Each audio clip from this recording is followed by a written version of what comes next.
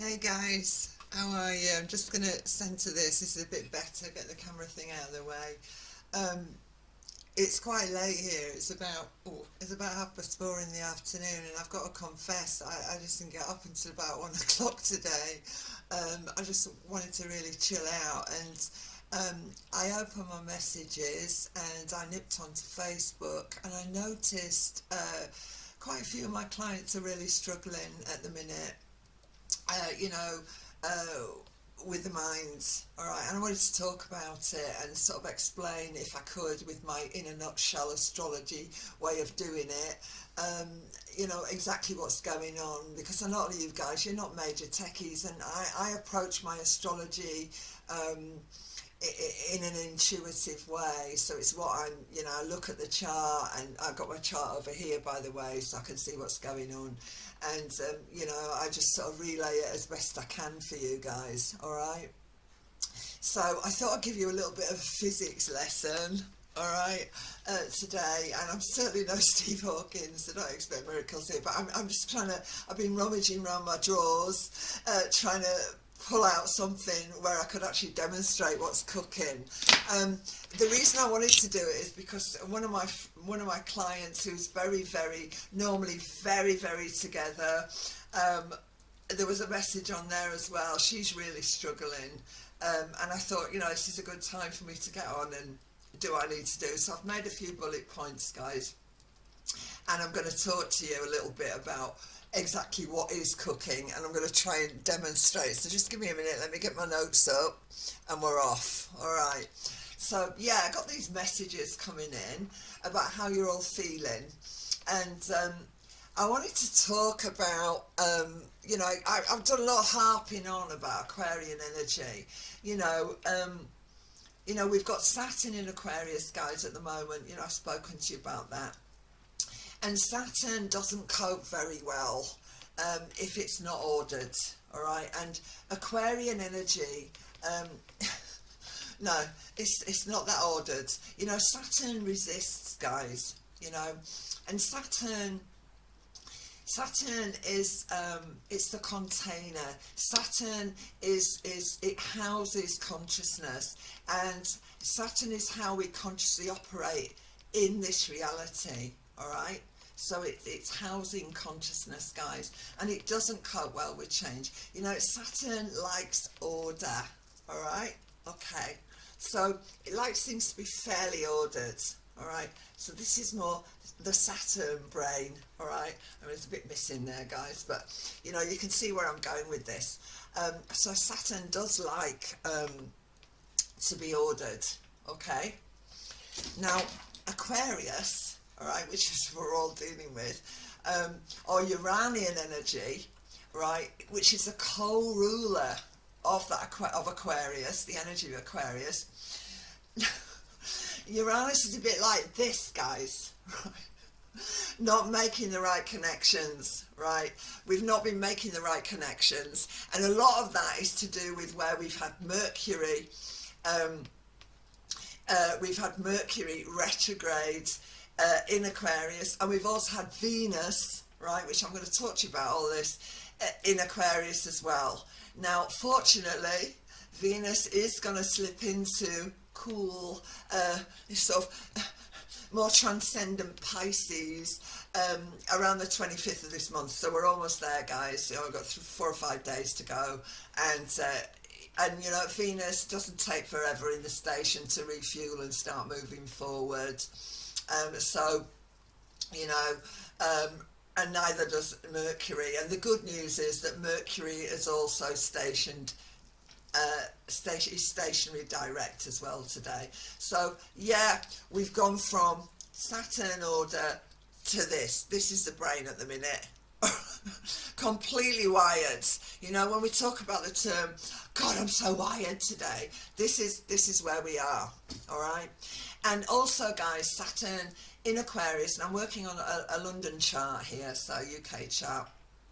We're only an hour out, the rest of Europe mostly anyway. So Saturn is in Aquarius, but it is in the 7th house, and the 7th house energy is Libra. We like cooperation. We want cooperation.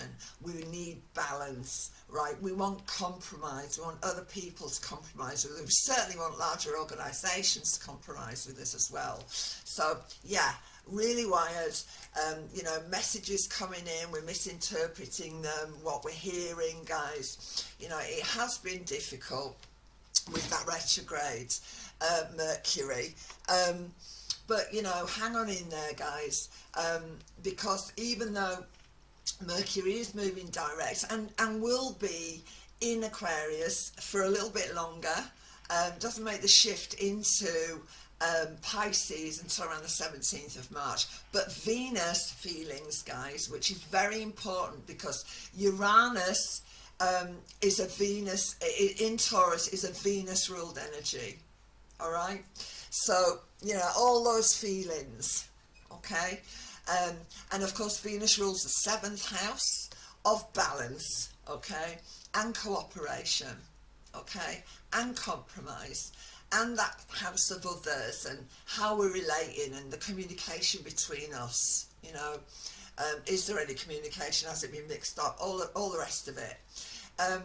So when we've got a retrograde anything, and I've talked to you about this a lot, retrograde energy, it does ask us to go back and reassess, okay, redo, reevaluate, sort of restructure, okay, you know, the way we've been operating. So for instance, all right, if we look at Aquarius as being tech as well, you know, if you guys have been waiting on a reply to an email for something, right, you know, and it's not been coming through, for instance, because of all this chaos, okay, then send that email again, resend it, all right, and hopefully you're going to get a little bit more balanced communication coming in, all right. Mercury, again, it is stationed direct, it is going to start moving forward. No, it doesn't move into Pisces, the sort of transcendent, chilled out Pisces until around the 17th of March, so we've still got an element of that, but it's actually going to be alright, it's going to be a lot better. Now, we've got Venus still in Aquarius until around the, about, I think it's about the 25th, right, of this month, alright, so that's good news. All right, now Venus, I want to talk about this. Venus is about the feelings, and again we've got Uranus, which is a little bit Aquarius there, in Taurus, rules Taurus. Venus rules Taurus. So let's have a look at it. So Mercury, right, that rules both Gemini and Virgo, right. Mercury is the mechanics. It's how, you know, how we put our thoughts together. It's the mechanics. It's the mechanical side of thought process, right? Left brain, right? Now Venus is how we feel about those thoughts, if you like. You know, it's like a combination of two. Okay. You know, it's how we feel about it. And I mean, I could I don't want to get too technical and blow it here, but you know, Uranus is also the higher octave of that Mercury energy as well, more inspired, being objective, but I'm not going to go there. Let's just stay with the Venus as the feelings, guys, you know, love, you know, how we feel, affection, all of that, and particularly so with Saturn, the order, in Aquarius, chaos, in that 7th house of others, guys, right? And our feelings, how we feel about others, how we feel about the situation that we're dealing with, all the rest of it. So again, just going back in here, we want cooperation, you know, we want it. We want the organisations to cooperate with us. We want more balanced organisation. We want to find balance within our thought processes, you know, within consciousness. We need balance, all right. You know, bearing in mind that I said to you that Saturn is how it houses our consciousness, it's how we operate. So, you know, that's important. So we need to recognise it is up there, but things are going to get better, all right. Now, as I said, Mercury rules both Gemini and Virgo, and I wanted to talk about this because this particular client of mine, she's just so together And I read something in a post about her doubting herself, you know, that she wasn't able to use her, um, you know, her energies, if the energies in the sky in the right way. And I think that the thing about uh, Mercury energy, you know, we know it rules Gemini, right? We just had that conversation about where Mercury has that sort of duality in its own way, the mechanics of thought and the feelings, right? And the thing about Virgo is it always thinks it lacks, guys. That sixth house energy, it always thinks it lacks. Tremendous amount of self-doubt, haven't done enough, should do more, boom, boom, boom, very sort of self-flagellating when you're in that energy.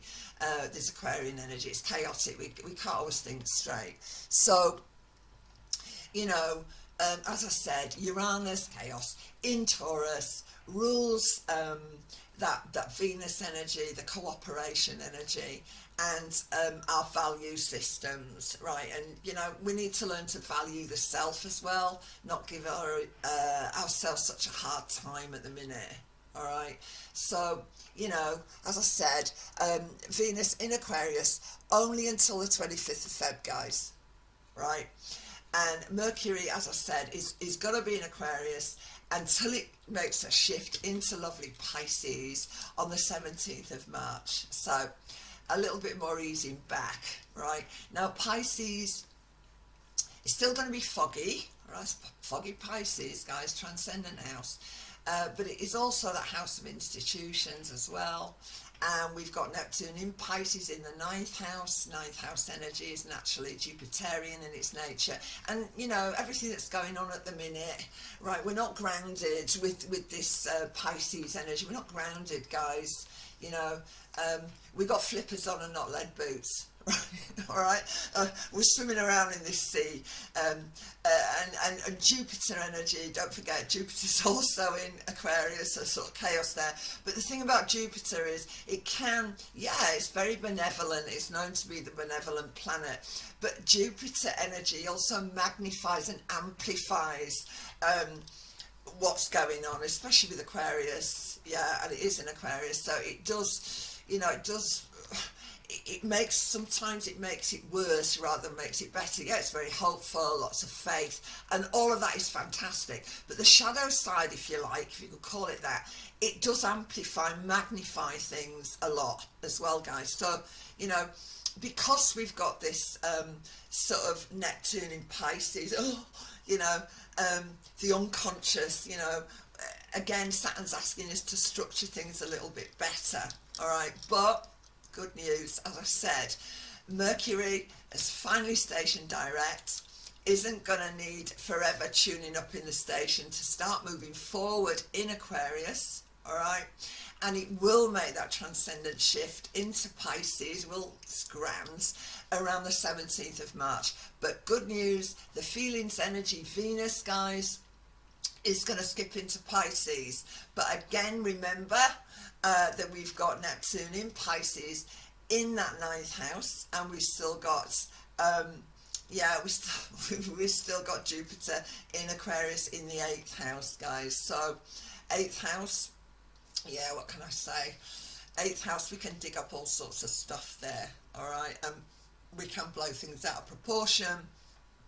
And we have got this opposition going on with the moon today, but we're not worrying about that too much. But I'm not going to go too technical on that one. But at the end of the day, Mercury in Aquarius just until around the 17th of March, and then it does make the shift into Pisces. So a little more restful sleep, a little bit more meditative thought, guys. Definitely Pisces. Chilling time. Take it easy, guys. Hope that's helped you. You know where I am if you need me, and always a pleasure. Thanks a lot. Bye.